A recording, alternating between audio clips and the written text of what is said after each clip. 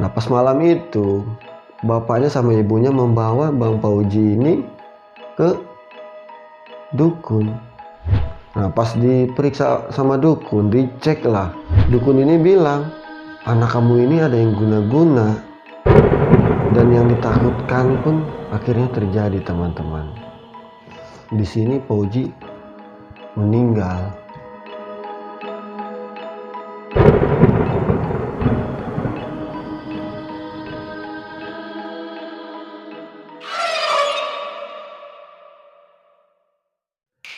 Assalamualaikum warahmatullahi wabarakatuh. Kembali lagi bersama saya Anjasmara di channel Pink Misteri, penikmat kisah misteri. Kali ini saya akan membawakan cerita yang dikirim oleh sahabat kita melalui DM Instagram. Kita sebut saja namanya Ahmad. Nggak usah panjang lebar lagi, langsung aja kita ke cerita misteri.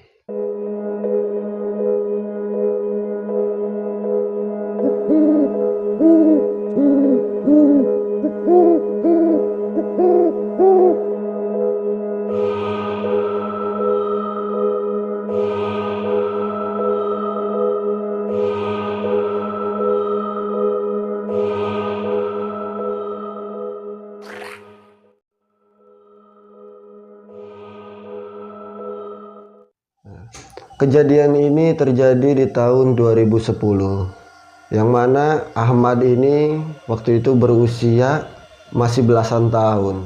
Dan beliau nih punya sahabat teman-teman, bisa dibilang sahabat yang sangat dekat lah. Bisa dipanggil sahabatnya ini bernama Fauji. Fauji ini jauh di atas Ahmad teman-teman umurnya, karena selisih umurnya yang sangat cukup jauh. Si Ahmad pun biasa memanggilnya ini abang. Dia tuh udah menganggapnya tuh seperti abangnya sendiri karena kedekatan mereka.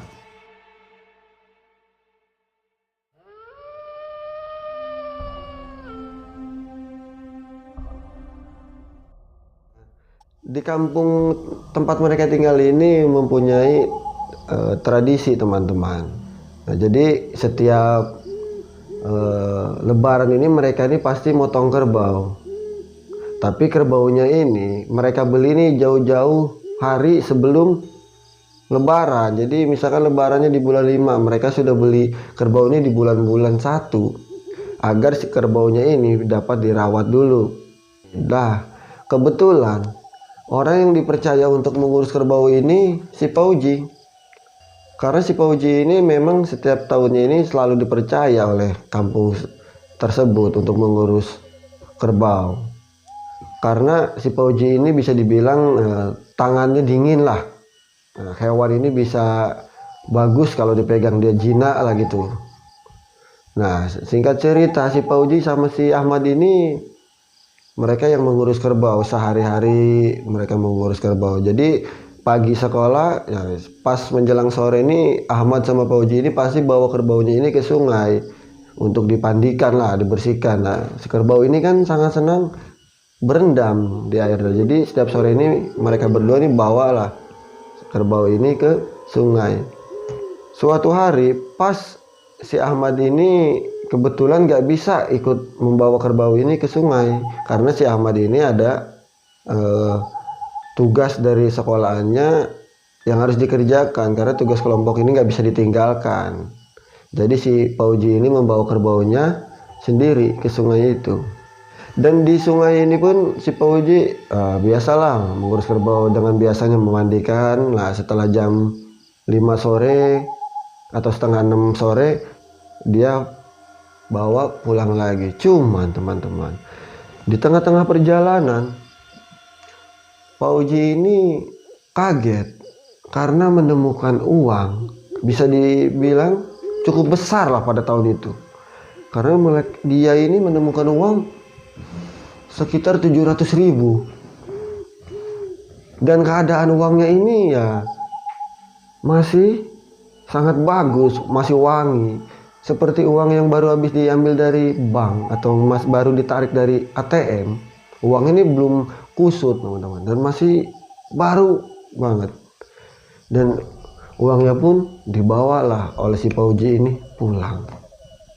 Setelah dia menaruh kerbau, Pak Uji pun langsung datang ke rumah si Ahmad. Nah, dia langsung bercerita lah di situ, teman-teman. Mad, tadi abang nemu duit. Si Ahmad pun menjawab, nemu duit di mana bang? Nah, di sini pun Pak Uji bercerita lagi, nemu duit di jalan tadi setelah memandikan kerbau pas arah pulang. Berapa nominalnya? Lumayan Mad. Dan di situ si Pak Uji mengeluarkan uangnya, teman-teman. Ini Mad uangnya. Dan Ahmad pun terkejut. Wih, uangnya banyak sekali. Karena pada tahun itu uang segitu tuh udah sangat besar, dan Ahmad di situ langsung jeletuk lah kepada si Pak Uji. Bang, mintalah untuk jajan, gitu. Si Pak Uji menolak. Enggak ah, katanya. Nanti kamu abang traktir jajan aja di warung besok. Nah, di sini pun Ahmad sempat menggerutu lah dongkol jatuhnya. Pelit nih abang nih, dia bilang. Nah, keesokan harinya mereka ini bertemu lagi, teman-teman. Cuman yang anehnya di sini Pak Uji langsung bercerita lagi ke si Ahmad. Ahmad, abang semalam nggak bisa tidur. Kenapa bang? Ahmad bilang, semalam di kamar abang nih banyak banget yang gangguin. Apa yang gangguin bang? Enggak, soalnya di kamar abang nih ada yang aneh. Semalam abang mau tidur, banyak suara-suara yang mengerikan menurut abang nih. Karena ada suara yang menangis, ada orang yang teriak, ada yang ngetok-ngetok jendela kamar abang, sampai ada suara yang ketawa kuntilanak itu. Sampai-sampai abang ini nggak bisa tidur, pokoknya ngeri banget lah. Dan di malam itu ternyata, teman-teman, kayaknya ini makhluk-makhluk ini mau masuk ke dalam kamar si Pak Uji ini. Banyak di luar kamarnya ini suara-suara yang aneh. Si Ahmad pun di sini mencoba untuk menenangkan Bang Pak Uji. Dia cuma bilang, ah mungkin abang nih gara-gara jarang sholat lah, jarang berdoa, jadi aja sering digangguin kayak gitu. Di situ pun si Pak Uji, enggak lah, abang walaupun gini-gini kalau sholat ya rajin, walaupun agak bolong-bolong lah, dia bilang gitu. Karena si Ahmad ini mencoba menghibur lah biar si Pak Uji ini nggak terlalu takut. Dan beberapa hari kemudian, teman-teman, setelah kejadian si Pak Uji ini diteror setiap malamnya di rumahnya, dia ini sifatnya agak lain lah. Dia ini jadi sering bengong. Nah, pernah ditanya si Ahmad, nggak ada jawaban dari dia. Dia ini cuman melihat dengan tatapan kosong. Nah, si Ahmad pun di sini bingung. Ini orang kenapa kok dipanggil-panggil nggak mau nyaut. Nah, si Ahmad pun langsung nyamperin, disenggol lah. Barulah di situ si Pak Uji agak terkejut lah gitu, kaget. Oh, iya kenapa Ahmad? Barulah sadar gitu. Nah, keesokan harinya Ahmad ini datang lagi ke rumah si Pak Uji, dan Pak Uji pun masih sama seperti itu, bengong. Ditanya Ahmad nih udah mulai makin parah, udah makin gak ada jawaban. Ahmad pun pulang. Sorenya itu si Pak Uji berangkat berobat dengan ibunya ke rumah sakit. Dan keesokan harinya si Ahmad ini datang lagi karena untuk memastikan Pak Uji ini udah sembuh apa belum, karena kan kemarin sore bilangnya mau berobat.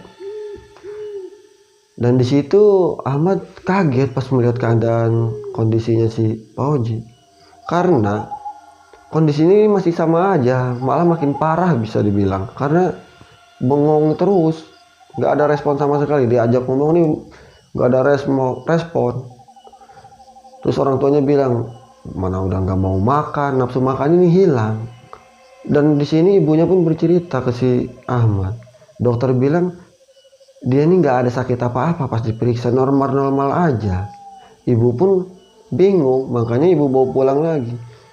Nah, di sini pun si Ahmad kaget, kok bisa dianya sakit tapi pas berobat kata dokter dianya nggak sakit apa-apa.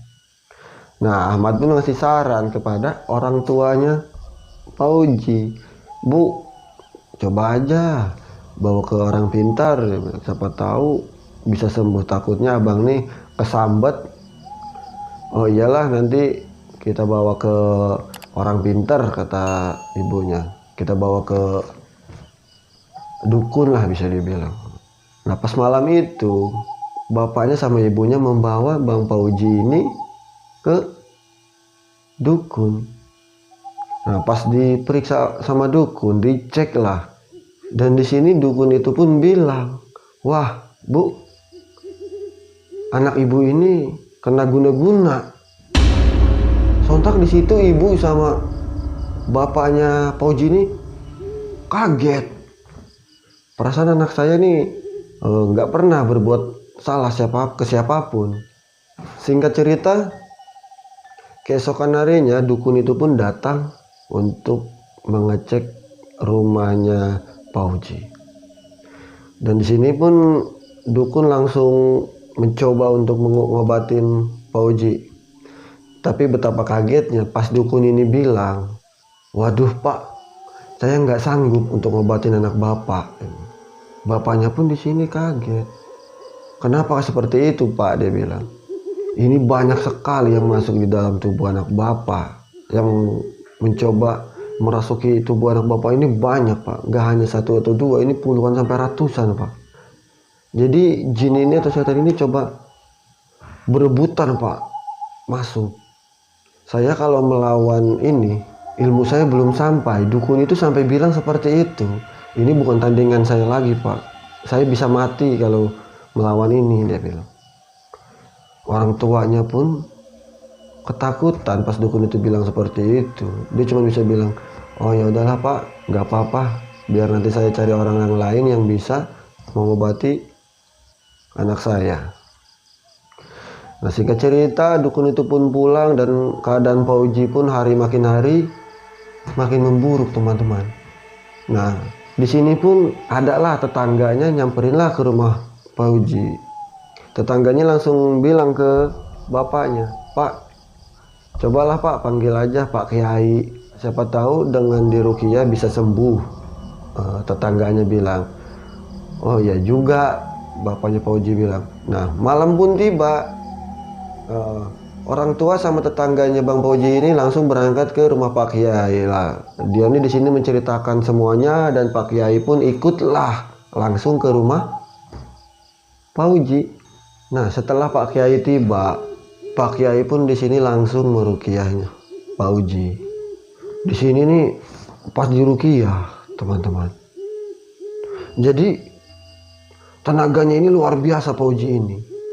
Perlu 4 sampai 6 orang yang megangin Pauji ini karena tenaganya ini sangat kuat.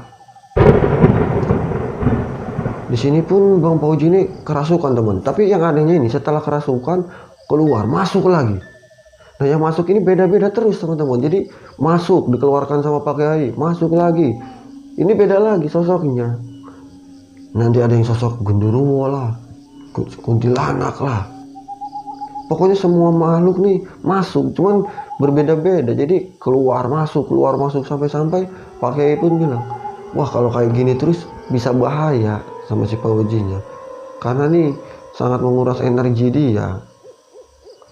Nah di sini pun Pak Kiai bertanya kepada orang tuanya Bang Pauji, sebenarnya apa yang terjadi, dia bilang, sampai anak kamu bisa seperti ini.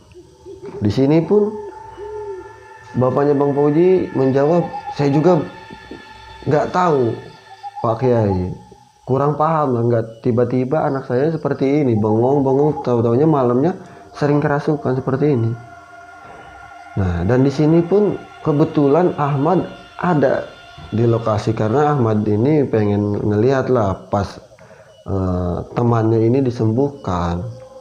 Dia pun di sini mencoba memberanikan diri untuk bilang ke Pak Kiai sama ke orang tuanya Bang Pauji, Pak, udah saya mau ngomong, dia bilang seperti itu. Sebenarnya Pak, kemarin itu beberapa minggu yang lalu Bang Pauji ini sempat menemukan uang Pak. Saya tahu karena Bang Fauji ini datang ke rumah nunjukin uangnya Pak. Uangnya ini kurang lebih 700.000 Pak. Uangnya ini masih bagus-bagus Pak. Uangnya ini seperti baru ngambil dari bank lah, masih wangi. Saya aja kaget melihatnya, karena kok uangnya banyak sekali Bang Fauji. Dia bilang uangnya hasil nemu. Nah saya pun di situ minta tapi nggak dikasih sama Bang Fauji. Nah langsunglah sontak Pak Kiai ini kaget dengan, hah, nemu uang? Langsung Pak Kiai bilang lagi, coba cari uangnya. Dia bilang, dicarilah oleh mereka semua di kamarnya Bang Fauji, di dalam lemari, di selip-selipan baju, di bawah kasur, pokoknya dicari semua, diberantakin kamarnya Bang Fauji ini dicari. Ternyata ada uangnya, cuman pas dihitung uang ini udah nggak utuh lagi teman-teman. Uangnya sudah ada yang terpakai. Kemarin uangnya tuh 700, sekarang uangnya tinggal 450. Nah, terpakai untuk apanya di sini kita pun nggak tahu ya teman-teman. Mungkin ada keperluan lah yang dipakai si Fauji. Uangnya pun diambil bapaknya Bang Fauji, langsung diberikan ke Kiai. Nah, uangnya pun diambil Pak Kiai. Pak Kiai bilang, ini tuh bukan uang sebetulnya. Ini tuh daun. Nah, orang pun semuanya bengong, kaget. Nah, dan di sini pun Pak Kiai langsung baca-baca doa dan menyarankan kepada orang tua Bang Fauji ini untuk membakar uang tersebut, teman-teman. Karena uang tersebutlah faktor utama yang menyebabkan Bang Fauji seperti ini. Nah, pas dibakar uang tersebut, teman-teman, di sini Bang Fauji yang tadinya tertidur setelah diruqyah, di sini langsung terbangun, teriak-teriak berontak teman-teman, seperti kepanasan. Dan di sini pun buru-buru orang-orang memegangi Bang Fauji lagi karena memberontaknya sangat parah. Semua dilempar yang ada di depan dia, mengamuk dia. Dipegangin lah, langsung lah Pak Kiai masuk, didoakan kembali. Nah disitulah agak tenang Bang Fauji, tenang lagi dia. Nah di sini pun Pak Kiai bilang, sisa uangnya kemana? Dia bilang, aduh kalau ini kurang tahu Pak Kiai, kata Ahmad. Karena yang saya tahu jumlah uangnya kemarin segini atau 700. Saya pun melihat langsung, emang pas dihitung sama Bang Fauji di depan saya 700. Cuman sekarang tinggal 450, mungkin sudah terpakai sama Bang Fauji. Nah setelah Ahmad bilang seperti itu, Pak Kiai pun menjawab, mudah-mudahan setelah uang ini dibakar keadaannya semakin membaik. Kita ini cuma bisa tinggal pasrah atau berdoa lah, minta bantuan kepada yang di atas agar si Fauji ini bisa sembuh kembali. Dan saat itu Pak Kiai tiba-tiba terdiam teman-teman. Dia tuh kayak langsung, matanya ini langsung kayak tertuju ke satu titik, suatu pojok lah, satu pojokan rumah Bang Fauji ini. Dia ini seperti sedang berkomunikasi dengan seseorang di sana. Nah, setelah itu Pak Kiai pun langsung menceritakan ke semuanya. Setelah melihat ke arah pojok itu, Pak Kiai itu langsung menceritakanlah semua kejadian yang terjadi ini. Ternyata di penglihatan Pak Kiai ini teman-teman, Fauji ini, dia ini seperti terjebak lah bisa dibilang di suatu tempat, yang mana tempatnya ini dipenuhi oleh air teman-teman. Jadi di sekelilingnya ini semuanya air teman-teman, jadi dia nggak bisa kemana-mana. Dia ini terjebak lah di tengah-tengah itu, makanya dia takut untuk keluar rumah, untuk kemana. Jadi di penglihatan ini semuanya air yang dia lihat lah gitu. Nah dan di sini pun Pak Kiai bilang ada sosok yang sangat menyeramkan muncul. Dia ini bilang ke Pak Kiai, kalau anak ini mau disembuhkan, dia harus mengembalikan uang yang ditemukannya itu secara utuh teman-teman, tanpa kurang sepeser pun. Kalau tidak, nyawa taruhannya teman-teman. Jadi Pak Kiai ini di sini terkejut mendengar itu, karena seperti ancaman lah menurut Pak Kiai. Nah, setelah Pak Kiai ini berkomunikasi atau mendapat penglihatan itu teman-teman, di sini Pak Kiai langsung menyampaikan ke orang tuanya Pak Uji, dan di sini orang tuanya sangat ketakutan lah teman-teman pas mendengar Pak Kiai bilang seperti itu. Dan Ahmad pun di situ terkejut pas Pak Kiai bilang seperti itu. Dan Pak Kiai bilang, ya mudah-mudahan nggak terjadi apa-apalah sama si Pak Uji. Kita berdoa aja kepada yang di atas, semoga ada jalan keluarnya untuk kesembuhan si Pak Uji ini. Singkat cerita, beberapa minggu kemudian teman-teman, keadaan si Pak Uji ini semakin parah. Kondisinya sangat mengenaskan lah bisa dibilang, karena badannya ini semakin kurus karena dia ini tidak mau makan teman-teman. Sehari-harinya dia ini cuma bengong terus, kosong jadi tatapan dia ini. Siapapun yang ajak ngobrol sama dia nggak akan ada yang nyambung, nggak akan direspon lah sama dia. Dia kayaknya nggak bisa diajak komunikasi lagi. Pokoknya yang di penglihatan dia tuh kita nggak tahu lah apa yang sedang dia lihat, makanya dia ini nggak bisa berkomunikasi dengan siapapun. Pokoknya semakin hari sangat menyedihkan lah keadaannya, Ahmad bilang seperti itu. Dan yang ditakutkan pun akhirnya terjadi teman-teman. Di sini Pak Uji meninggal dengan keadaan yang sangat mengenaskan teman-teman.